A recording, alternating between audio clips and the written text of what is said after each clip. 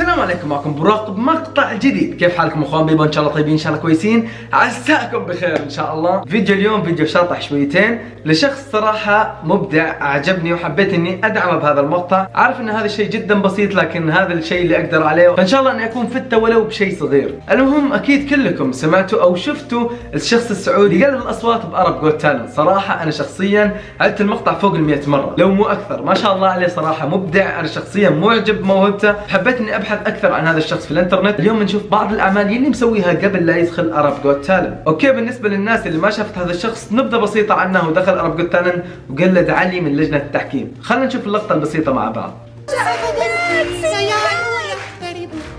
طبعا هنا قلد سندباد ما شاء الله عليه. لا يخاف اهدافا لا تيأس هنا يعني بدت المغامرة، قلد علي. شفت انه رجعتني من زمان هيك. الزبدة هذا هو الشخص، انا مجرد اني حبيت اذكركم فيه عشان اليوم نشوف اشياء ما حد شافها عنه. اوكي، بداية شفت له مقابلة على التلفزيون ما شاء الله عليه. اخليكم مع جزء من المقابلة، تقدر تبحث عنها في اليوتيوب وبتلقاها.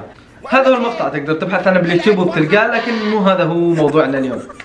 شخصيا تواصلت مع هذا الشخص على الايميل، باقي ما رد علي. حابب اني استضيفه بقناتي، ان شاء الله يوافق وبيكون هذا الشيء خطير. لكن حاليا تعالوا نشوف بعض من اعماله على الانستغرام. طبعا هذا حسابه بالانستغرام ما شاء الله عليه جدا مبدع ومظلوم اكثر من ما تصورون في الفولورز، يعني جدا قليلين بالنسبه للموهبه اللي عنده. فاتمنى منكم كلكم تروحوا عند هذا الشخص تقولوا اخوان بيبو، ولو تقدروا تكلموه انه يوافق على الايميل اللي ارسلت له اني اسوي مقابله معه على قناتي، بيكون شيء خرافي. طبعا هو موهبته يقلد مؤذنين، يقلد قران، يقلد مغنيين، يقلد معلقين، يقلد كل شيء ما شاء الله يعني. اضافه لموهبه تقليد الاصوات، شفت صوته ما شاء الله ما شاء الله. اخليكم مع جزء من مقطع له على الانستغرام. نوى يخطب هواك ما شاء الله.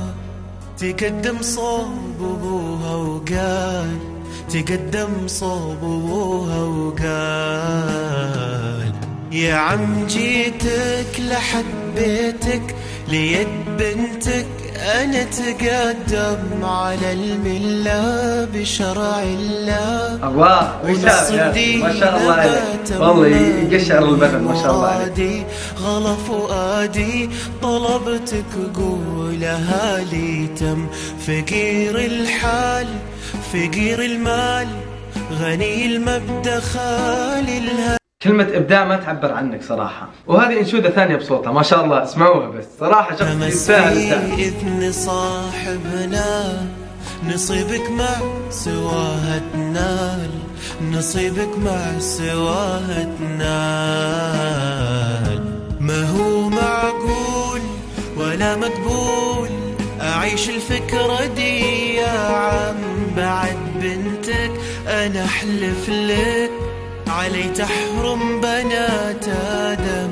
ولو دنياي حكايتناي بغنيها بجرح وهم، وهذا القلب يا عمي صعب حلف بعشقها. خلاص ما بنكمل. ما شاء الله ما شاء الله ما شاء الله ما شاء الله عليك. صراحة في حماقات، اعتذر عن اللفظ، لكن في حماقات بالسوشيال ميديا عندها اقبال من الملايين. اما تيجي الموهبة الحقيقية سبحان الله تلقاها مظلومة يعني. هنا أغنية لسبيس تون. مين مننا ما يتذكر أغاني الطفولة؟ وأنا صراحة أعشق الناس اللي تقدر تقلد بهذا المستوى الرفيع جيل الطيبين أغاني سبيس تون القديمة، وهذه واحدة منهم. أغنية سبيس تون اللي كانت تعرض قبل أكثر من 9 سنوات. أخليكم معها. من يعرف كيف يكون محبوبا بين الناس، يسعى ويحاول نشر السعادة، من يسعى للوصول أيام يا أخي يا والله. جيل الطيبين ما أتوقع أنكم حاضرين. ما أدري. تخيلوا أن الكون لا طعم له أو لون، أو أن التلفزيون من غير سبيس تون. هذا محال صديقي، تعال لنشاهد أفلاما وبرامج للأطفال. تعال صديقي تعال. طبعا هذه الأغنية كانت تغنيها بنت من أفلام الكرتون لها شعر كذا هنا. ما أدري صراحة كيف أشرح لكم، لكن أغنية مرة قديمة والله ما شاء الله. الإبداع حساب عدته فوق ال10 مرات، نزلت لتحت ورجعت، نزلت لتحت ورجعت.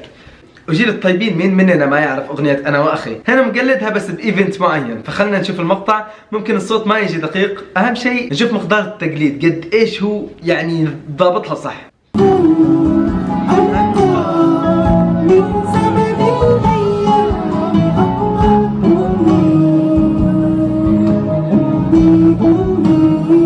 ماني سامع شيء. ها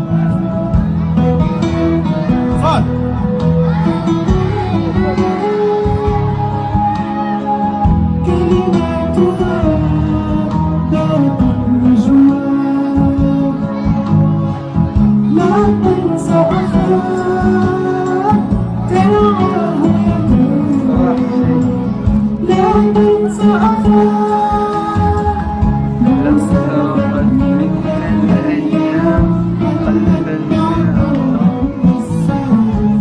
وهنا يمثل دور الهندي طبعا ما شاء الله لايق عليه.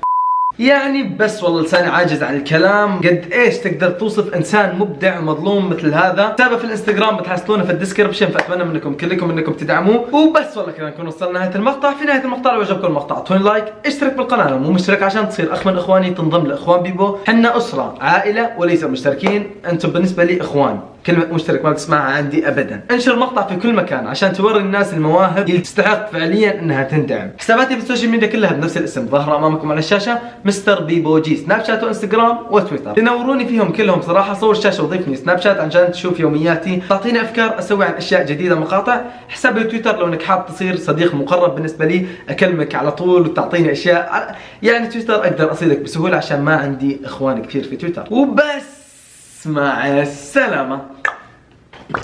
Cut.